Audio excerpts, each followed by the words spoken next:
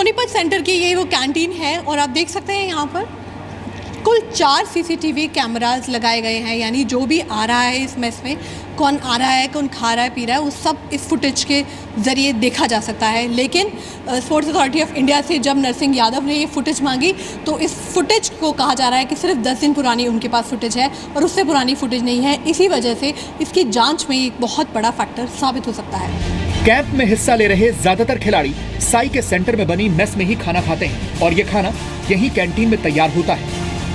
Olympics और world championship में हिस्सा ले रहे खिलाड़ियों पर हमेशा डोपिंग का खतरा मंडराता रहता है। कई बार खिलाड़ी अपनी मर्जी से प्रतिबंधित दवाओं का सेवन करते हैं, कई बार जानकारी के अभाव में धोखा खा जाते हैं, तो कभी साजिश का शिकार भी हो जाते हैं। अभी उस तरह की जागरूकता नहीं है क्योंकि इंडिया में ये चीज़ आई लेट, हमारे यहाँ आई भी बहुत लेट। हमारे यहाँ भी वो चीज़ है जो लोग लेके छोड़ चुके, स्मार्ट उन्होंने कुछ और अपना लिया।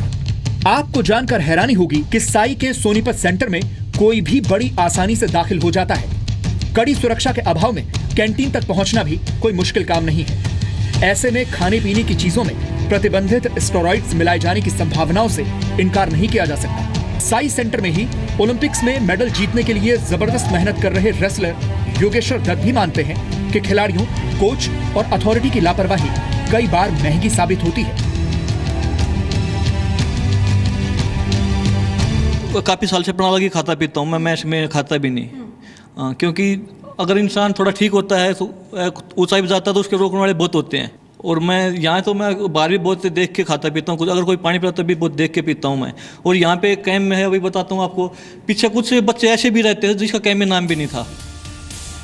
नरसिंह यादव के डोप टेस्ट में फेल हो जाने की कहानी में कई किरदार हैं और इन सब के दावे आपको किसी थ्रिलर फिल्म की याद दिला सकते हैं। नरसिंह यादव के साथ रूम शेयर करने वाले संदीप यादव भी डोप टेस्ट में फेल हो गए हैं। नरसिंह यादव और संदीप यादव दोनों के खून में एक ही तरह का एनाबॉलिक स्टेरॉइड पाया गया। एनाबॉलिक स्टेरॉइड मांसपेशियों का भार बढ़ाने और मांसपेशियों को मजबूत बनाने के लिए किया जाता है, लेकिन नरसिंह का दावा है कि उन्हें तो वजन घटाने की जरूरत है, तो वो भार बढ़ाने वाला स्टेरॉइड क्यों लेंगे। जो भी इसमें सॉल्ट्स मेरे डोप में आए हैं वो सॉल्ट्स रेसलिंग के किसी यूज़ में नहीं आते हैं, वो बॉडी बिल्डिंग के यूज़ में आ सकते हैं। बट जिस तरह मुझे वेट रिड्यूस करना है, अभी ओलंपिक इतने पास है और मैं डोप क्यों लूँगा। मेरा तो कोई कंपटीशन नहीं था ना कोई इवेंट था मेरा, तो मैं क्यों ऐसी दवा का यूज़ करूँगा। तो जाहिर सी बात है कोई हमारे सप्लीमेंट में या खाने में मिलाया गया है। नरसिंह यादव महाराष्ट्र के पहलवान हैं। पूर्वी उत्तर प्रदेश से ताल्लुक रखने वाले नरसिंह यादव पिछले कई वर्षों से अपने पिता के पास मुंबई में रहते हैं और वहीं ट्रेनिंग हासिल कर रहे हैं। ओलंपिक बर्थ के लिए सुशील कुमार के साथ हुए विवाद के बाद उन्हें मुंबई में ही ट्रेनिंग की सलाह दी गई थी, लेकिन नरसिंह यादव अच्छी तैयारी के लिए सोनीपत में ही रुक गए। लेकिन डोप टेस्ट में फेल हो जाने के बाद उन्हें और उनके कोच को इस फैसले पर अफसोस हो रहा है। बिल्कुल ये एहतियात नहीं भुगतने का खामियाजा है। मैं मेरी गलती मान सकता हूँ, क्योंकि देखिए मुझे खुद उम्मीद नहीं थी कोई इतने नीचे स्तर तक गिर सकता है और खाने में टेम्परी कर सकता है। ये विवाद भारतीय कुश्ती के उन गुटों की तरफ भी सबका ध्यान खींच रहा है जिनका नाम कोई नहीं लेना चाहता, लेकिन दबी जुबान में हर कोई दो गुटों के बीच दांव पेच की बात जरूर स्वीकार कर रहा है। हमें कोई भी चीज़ ऐसे नहीं कहना चाहिए कि साजिश है। अगर आपके पास प्रूफ है तो आप सबके सामने रखो और बताओ कि ये प्रूफ है। हमारे पास प्रूफ है नहीं, साजिश है। किसकी साजिश है? अब जो कोर्ट में हमारे खिलाफ गए थे, अरे कोर्ट में गए थे, ट्रायल के लिए गए थे, सुशील ने उसको 2 बार हराया है। नरसिंह यादव और उनके कोच ने साजिश के दावे को आधार बनाकर डोप टेस्ट के नतीजों के खिलाफ अपील की है, लेकिन नरसिंह यादव को बड़ी राहत मिलने की उम्मीद नहीं है। हालांकि अब नरसिंह यादव के मामले ने सियासी रंग भी ले लिया है। Maharashtra, I think we have asked the Sports Minister Vijay Goyal to have an inquiry, and Honorable Prime Minister has also taken keen interest in that. I think the fact will come out. Since Narasimha Yadav represents India in Olympic, we need to have a thorough inquiry, and that inquiry will come out with the truth. कोई साजिश भी होगी, उसकी जांच के अंदर भी तो समय लगेगा ना, तो वो एक बाद की बात है जाके। अभी हमारी सिर्फ इतनी सी बात है, जो रिपोर्ट्स आएंगी, हम इंटरनेशनल कोड से बंधे हुए हैं, हम इंटरनेशनल वाडा से बंधे हुए हैं। हम अपने देश के अंदर हर चीज में ट्रांसपेरेंसी और ट्रू और फेयर स्पोर्ट चाहते हैं जी। तो इसीलिए जब तक हमारे हाथ में कुछ नहीं होगा, इस मामले को आगे बढ़ाने से कोई फायदा नहीं। प्रधानमंत्री नरेंद्र मोदी की भी नजर इस पूरे विवाद पर है, क्योंकि ये देश की साख और ओलंपिक्स में भारत की उम्मीदों से जुड़ा मुद्दा है। लेकिन साजिश और सच के दावों के बीच एक खेल के साथ खेल हो जाना अच्छी बात नहीं है। सोनीपत से किरण चोपड़ा के साथ ब्यूरो रिपोर्ट, जी मीडिया। नरसिंह यादव डोपिंग मामले से जुड़ा इस वक्त का सबसे बड़ा अपडेट अभी आया है, और वो ये है कि उस लड़के की पहचान कर ली गई है जिसने नरसिंह यादव के खाने में संदिग्ध पदार्थ मिलाने की कोशिश की थी। नरसिंह यादव को अब उम्मीद है कि वो अपने खिलाफ साजिश के सबूत देकर ओलंपिक्स में हिस्सा ले पाएंगे।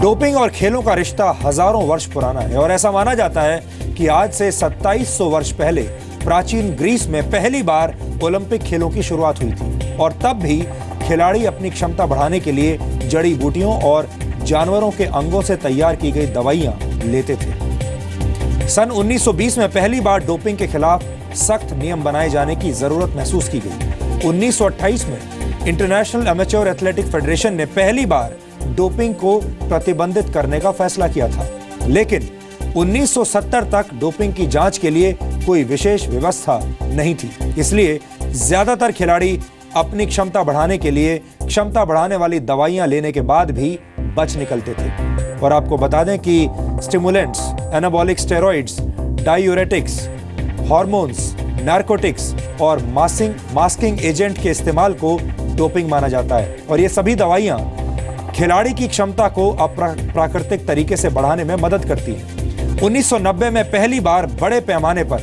खिलाड़ियों के शरीर में प्रतिबंधित दवाओं की जांच शुरू की गई थी। 1999 में वर्ल्ड एंटी डोपिंग एजेंसी यानी वाडा की स्थापना हुई थी। ये ऐसी एजेंसी है जो पूरी दुनिया में खिलाड़ियों के रैंडम सैंपल लेकर डोपिंग की जांच करती है। 2016 में वाडा ने अपनी रिपोर्ट में यह पाया कि रशिया के ज्यादातर खिलाड़ियों ने सरकार की ही शय पर डोपिंग की है, यानी रूस में डोपिंग करने वाले खिलाड़ियों को जानबूझकर डोप टेस्ट में पास कर दिया गया। रूस की मशहूर टेनिस खिलाड़ी मारिया शारापोवा को इसी वर्ष डोपिंग का दोषी पाया गया था और उन पर प्रतिबंध लगा दिया गया था।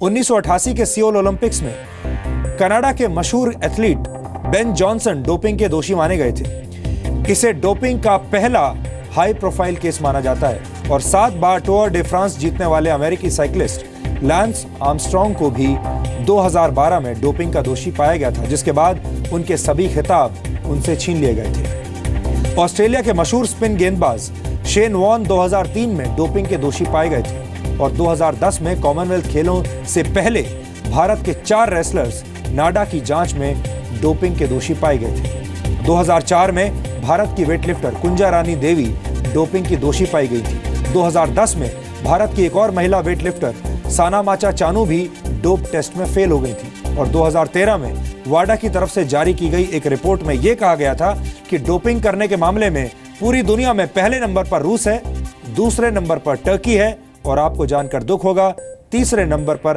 हमारा देश भारत है।